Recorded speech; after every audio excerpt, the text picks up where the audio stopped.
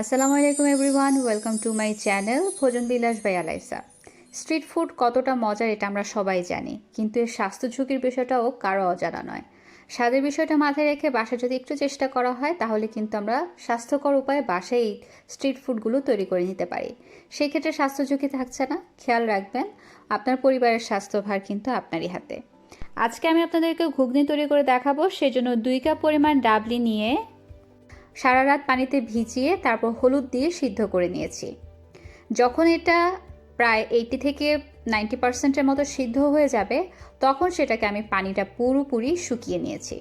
দেখুন ঠিক এরকম সিদ্ধ হবে। আর আমি এখানে 1 কাপ পরিমাণ আলু সিদ্ধ নিয়ে নিয়েছি। আমি আবারও একটু দেখিয়ে দিচ্ছি, দেখুন ডালটা এইরকম সিদ্ধ হতে হবে।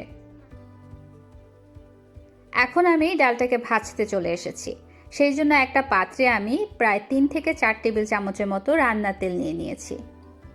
তারপর এর মধ্যে দিয়ে দিচ্ছি আদা কুচি। আমি এখানে 1 টেবিল চামচ পরিমাণ মিহি করে কাটা আদা কুচি ব্যবহার করেছি। এই আদা কুচিটাকে এখন আমি ভেজে নেব। 30 থেকে 40 সেকেন্ডের মতো ভেজে নিলেই হবে। অনেকে আমাকে এখানে জিজ্ঞেস করতে পারেন আদা কুচির পরিবর্তে আদা বাটা ব্যবহার করা যাবে কিনা। আমি বলবো না, পারফেক্ট স্বাদ যদি আপনারা পেতে চান আদা কুচি আপনাদেরকে ব্যবহার করতে হবে।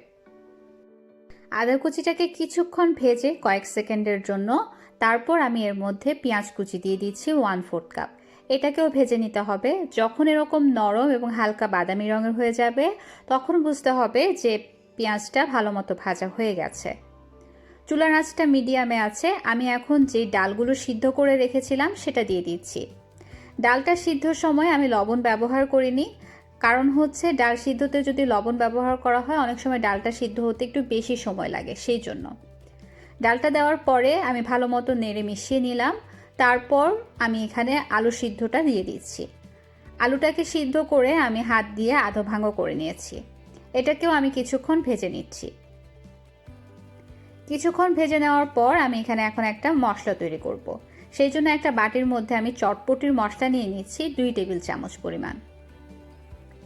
চটপটির মশলার একটা রেসিপি আমার চ্যানেলে আছে, আমি লিঙ্কটা ডেসক্রিপশন বক্সে দিয়ে দেবো, আপনারা চাইলে দেখে নিতে পারেন। মরিচের গুঁড়া দিয়ে দিচ্ছি স্বাদ অনুযায়ী। আমি এখানে 1 চা চামচ পরিমাণ ব্যবহার করেছি। আপনারা আপনাদের স্বাদ অনুযায়ী বাড়িয়ে কমিয়ে নিতে পারেন। হলুদের গুঁড়া দিয়ে দিচ্ছি আধা চা চামচ পরিমাণ। আর দিয়ে দেব আমি এখানে ধনিয়া গুঁড়া, এটাও আমি আধা চা চামচ ব্যবহার করেছি। আরও দিতে হবে জিরার গুঁড়া আধা চা চামচ পরিমাণ। এগুলোকে খুব ভালো মতো মিলিয়ে এখন আমি পুরো ভালো মতো ছড়িয়ে দেব ডালের উপরে। একটু ভালো মতো ছড়িয়ে দিতে হবে। এখন আমি ভালো মতো আবার নেড়ে মিশিয়ে নিচ্ছি ডালের সাথে। ডালটাকে 90% সিদ্ধ করার একটাই কারণ হচ্ছে এই যে এখন আমি ডালটা নাড়াচাড়া করছি বা মশলার সাথে মিলিয়ে নিচ্ছি, আমি যদি এটাকে পুরোপুরি সিদ্ধ করতাম এই ক্ষেত্রে এটা বেশি নরম হয়ে যেত। বিট লবণ আমি দিয়ে দিচ্ছি এখানে স্বাদ অনুযায়ী। আমি এখানে 1 চা চামচের মতো ব্যবহার করেছি, কারণ পরবর্তীতে আমি সাদা লবণও এর মধ্যে ব্যবহার করব। নেড়ে মিশিয়ে দিলাম। আমি টেস্টিং সল্ট দিয়ে দিচ্ছি 1/4 চা চামচ। এটা পুরোপুরি অপশনাল, আপনাদের কাছে যদি পছন্দ না হয় আপনারা স্কিপ করতে পারেন। ভালো মতো নেড়ে মিশিয়ে নিচ্ছি। আমি প্রত্যেকটা উপকরণ দিচ্ছি এবং ভালো মতো নেড়ে চেড়ে মিশিয়ে নিচ্ছি। এখন লবণ দিয়ে দিচ্ছি স্বাদ অনুযায়ী। আপনারা আপনাদের স্বাদ অনুযায়ী লবণটা বাড়িয়ে কমিয়ে নেবেন। তারপর চিনি দিয়ে দিচ্ছি আমি এখানে 2 চা চামচ পরিমাণ। এই চিনিটাও অপশনাল, কিন্তু দিলে খুব ভালো একটা ফ্লেভার আসে। তারপর আমি এখানে প্রায় 1 কাপের মতো পানি দিয়ে এটাকে এখন রান্না করব। ঢাকনা দিয়ে চুলার আঁচটা একদম কমিয়ে দিয়ে রান্না করতে হবে যেন মশলাগুলো ভালো মতো ডালের ভিতরে ঢুকে যায়। 10 থেকে 12 মিনিট অপেক্ষা করতে হবে। যে 10% ডাল সিদ্ধ হওয়া বাকি আছে সেটুকু সিদ্ধ হতে থাকবে। অন্যদিকে আমি এখানে একটা লেবু চামড়া নিয়ে নিয়েছি। অতিরিক্ত যেই সাদা অংশটা আছে সেটা ফেলে দিতে হবে। উপরে পাতলা চামড়াটা নিয়ে মিহি কুচি করে নিচ্ছি।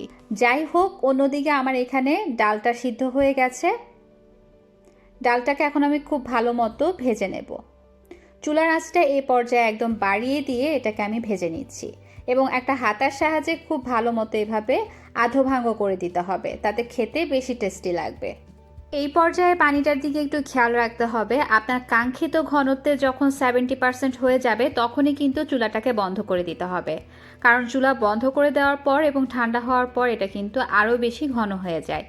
আমি একদম শুকনো ঘুগনি খেতে পছন্দ করি, কোনো প্রকার ঝোল রাখতে পছন্দ করি না, সেই জন্য আমি পানিটাকে একদমই শুকিয়ে নিচ্ছি। আপনারা যদি সংরক্ষণ করতে চান তাহলে এই পর্যায়ে এটাকে নামিয়ে নিয়ে একদম ঠান্ডা করে সংরক্ষণ করতে পারেন একটা বক্সে ভরে। ফ্রিজে, নর্মাল ফ্রিজে 2 থেকে 3 দিন এবং ডিপ ফ্রিজে প্রায় 1 থেকে 1.5 মাসের মতো সংরক্ষণ করতে পারবেন। আমি লেবুর রস দিয়ে দিয়েছি 2 টেবিল চামচ পরিমাণ এবং দিয়ে খুব ভালো মতো নেড়ে মিশিয়ে নিচ্ছি। এখন আমি নামিয়ে নেব। নামিয়ে ঠান্ডা করে নিচ্ছি। এদিকে আমি সালাদ কেটে নিয়েছি, শসা কুচি, টমেটো কুচি, কাঁচামরিচ কুচি, ধনিয়া পাতা কুচি, পেঁয়াজ কুচি এবং লেবুর চামড়া যেটা কুচি করে রেখেছিলাম সেটা নিয়ে নিয়েছি। আপনাদের কাছে যদি কাগজি লেবু বা শরবতি লেবু থাকে সেই চামড়াটা কুচি করে নেওয়ার চেষ্টা করবেন, তাহলে সেটা টেস্টটা আরও ভালো আসে।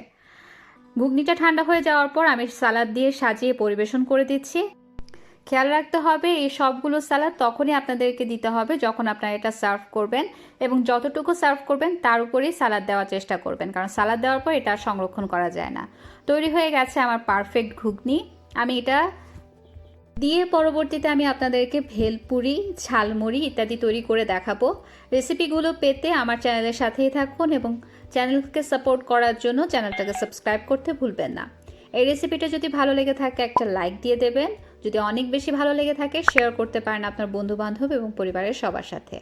আজকের মতো এ পর্যন্তই। আল্লাহ হাফেজ। কিপ ওয়াচিং ভোজন বিলাস বাই আলাইসা।